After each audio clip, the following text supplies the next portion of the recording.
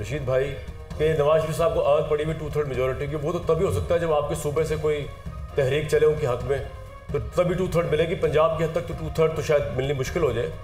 तो केपी के अंदर क्या पोजीशन है? देखिए, केपी में नवाज शरीफ साहब और उनकी बेटी 2 दफ़ा तशरीफ़ लाए हैं। एक दफ़ा वो मानसेरा आए हैं, हज़ारा डिवीज़न का दौरा किया, एक दफ़ा स्वात भी वो गए हैं। उनके ख़ास पॉकेट में तो उनकी सपोर्ट मौजूद रहती है। और स्वात की बात अगर मालाकंड डिवीज़न की हम बात करें तो वो अमीर मुकाम ही की बदौलत उनको शांगला और स्वात 40 सीटें ना नेशनल असेंबली में आई थिंक केपी से, कितनी आपके ख्याल में नून लीग ले जाएगी, जो कि आज़ाद उम्मीदवारों के जोर के बाद, जो आज़ाद उम्मीदवार पीटीआई के हमायत कुनंदा है? अगर इस वक्त हम ज़मीनी हक़ाइक़ मद्देनज़र रखते हुए बात करें तो 2 सीट से ज़्यादा मुझे नज़र नहीं आ रही। 2 लेंगी नून लीग, एक बजाते खुद जो इनका है 1 और बाकी 38 में जेयूआईएफ और पीटीआई की हमायत कुनंदा की क्या पोजीशन? वहाँ पे तो देखे मुकाबला जो है ज़मीन पे जेयूआई और पीटीआई के हमायत याफ्ता उम्मीदवारों, लेकिन किस तरफ ज़्यादा टिल्ट है आपके नज़दीक? पीटीआई।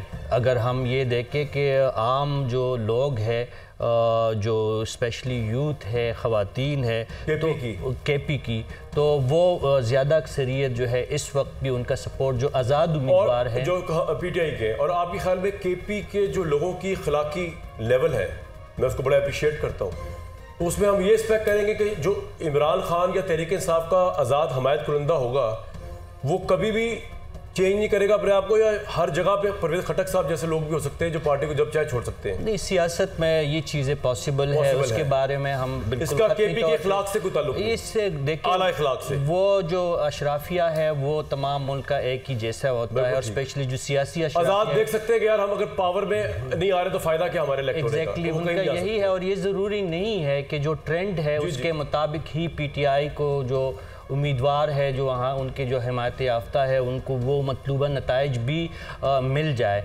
क्योंकि ये सब चीज़ें जो है डिपेंड करता है टर्न आउट। अब खान में देखे 10 लोग पिछले 10 पुलिस वाले जो है 2 दिन पहले शहीद हुए हैं। अब डी खान में पहले जो हम एक्सपेक्ट कर रहे थे कि 20 से 25% तक टर्न आउट हो सकता है, अब आज की अगर हम बात करें तो 10-15% से ज़्यादा टर्न आउट वहाँ पे हो ही नहीं सकता, लोग निकल ही नहीं सकते। तो ये तमाम चीज़ें जो है इमरान खान साहब और पॉइंट आ गया सर आपका जी। मैं साद रसूल साहब को इंगेज करूं फिर आपके पास। साद भाई क्या हाल है? आपके मशवरों ने इमरान खान को कहां पहुंचा दिया? लेकिन बहरहाल ये तो मजाक में था, लाइट टर्न में आपने तो अच्छी नेक नीति से मशवरे दिए होंगे। तो मेरे भाई अब क्या सिचुएशन है ग्राउंड पे? पीटीआई के लोगों के आपसे जानना चाहूंगा कि निकलेंगे गैज़ और गुस्से में और तख्त और तख्ता पलटा देंगे, या डिप्रेस्ड है इस वक्त केसेस के फैसलों के बाद? साद रसूल साहब।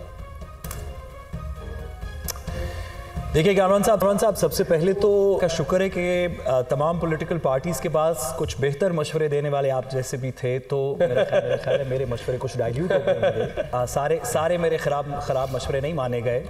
लेकिन मैं गुजारिश करता चलूँ कि जो आपने सवाल पूछा कि मुझे ये लगता है, और मैं this is only based on जो एनालिसिस कुछ अरसे से हम देख रहे हैं, हमारे अपने प्लेटफॉर्म से भी, हमारे रिपोर्टर्स से जो मुख्तलिफ बीट्स के ऊपर मुख्तलिफ जगह कवर कर रहे थे, कि ये बात तो दुरुस्त है कि पॉलिटिकल पार्टी के अंदर कुछ अपीवल रही है, पीटीआई के अंदर उनके लीडर्स अंदर हैं, उनकी बहुत सी चीज़ें मुंतशिर हैं।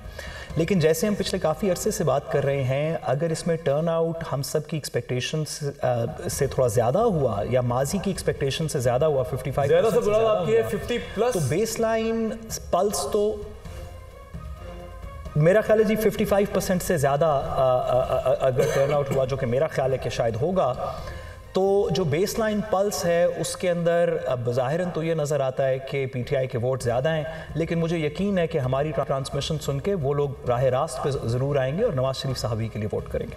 नहीं, हमारी ट्रांसमिशन में ऐसा क्या हो रहा है जिसमें आपको लगता है कि आपने इतनी हिम्मत हार दी साद रसूल साहब कि आप तहरीक इंसाफ वालों को मशवरा देने मजबूर हो गए कि भैया बाहर ना निकले? हम तो कह रहे हैं जाए भाई, बल्कि कूफियों की तरह घर में ना बैठे, जाके वोट दें।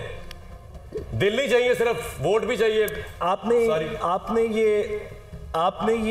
आपने जो लफ्ज़ इस्तेमाल किया, ये बड़ा ज़रूरी और सेंसिटिव लफ्ज़ है। पाकिस्तान के अंदर यही तकरीबन एक लम्हा है जिसमें फ़ैसला होना है। जो कूफियों का लफ्ज़ आपने इस्तेमाल किया, शायद यही वो लम्हा है जहाँ पे फ़ैसला होना है कि क्या ये एक सिर्फ क्लेम है कि सोशल मीडिया के ऊपर दीगर जगहों पे पॉपुलैरिटी है। हो सकता है ये वाकई सिर्फ क्लेम हो और असल में पता चलेगा कि क्या वाकई ये सिर्फ क्लेम था जो चंद लोग सोशल मीडिया की हाइप की वजह से क्रिएट कर रहे थे, या बेस लाइन के अंदर ये मैसेज पेनिट्रेट कर गया है। ये मैं लोगों को बता दूं, बिल्कुल वापस आ रहे ब्रेक के फौरन बाद मैं बता दूं कूफियों को क्यों रेफरेंस दे रहा हूं।